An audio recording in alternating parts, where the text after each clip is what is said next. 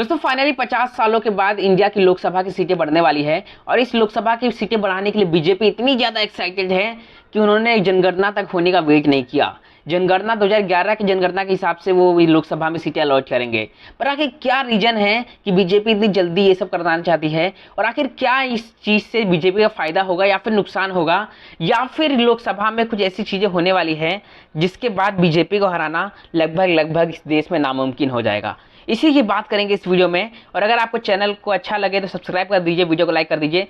और अब की बार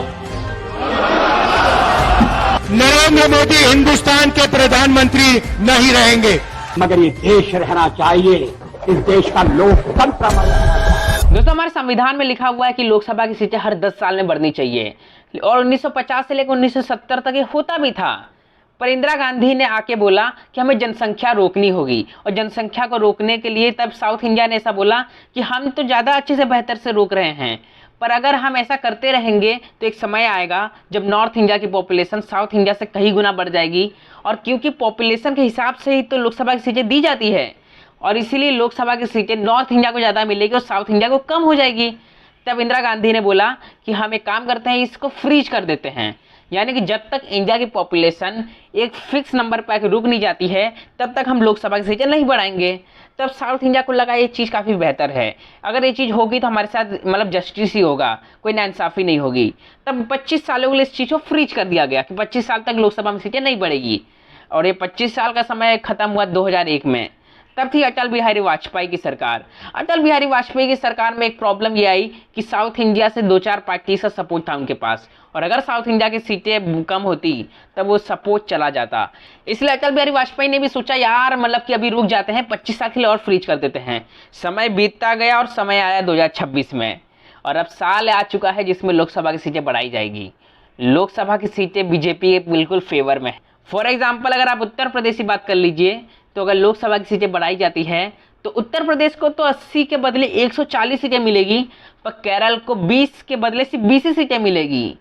तमिलनाडु को भी सिर्फ 40 के बदले 40 सीटें मिलेगी, जबकि गुजरात का जो नंबर है वो 26 से बढ़ के 40 हो जाएगा।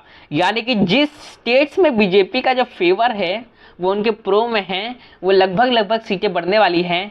और जो विपक्ष के पास सीटें हैं या फिर साउथ इंडिया की बात कर ली जाए वो चीज़ें कम होगी या फिर वहीं पर रुक जाएगी। यानी कि बीजेपी का बहुत बड़ा फ़ायदा होने वाला है इस डिलिमिटेशन के बाद। और हमें ये चीज़ याद रखनी चाहिए कि हमारे देश में 1 वोट 1 वैल्यू होता है। यानी कि साउथ इंडिया की एक स्टेट का जो अगर हम लोकसभा को बताएंगे तो हर लोकसभा 15 लाख वोट को रिप्रेजेंट कर रहा है, जबकि एक नॉर्थ इंडिया का जो स्टेट है उत्तर प्रदेश का वो करीब 25 लाख वोट को रिप्रेजेंट कर रहा है। यानी कि साउथ इंडिया का जो एक सीट है उसके एक वोटर के पास ज़्यादा पावर है एज कम्पेयर टू एक उत्तर प्रदेश से वोटर के पास। पर हमें ये चीज़ को भी याद रखना चाहिए कि हमारे यूनियन ऑफ सरकार ने, इंदिरा गांधी जी ने, हमारे प्रधानमंत्री ने वादा किया था साउथ इंडिया को कि अगर आप पॉपुलेशन कंट्रोल करने में सफल रहेंगे तो आपको नाइंसाफ़ी नहीं मिलेगी, आपकी पॉलिटिकल रिप्रेजेंटेशन कम नहीं होगी। तो क्या गलती थी इन साउथ इंडिया की?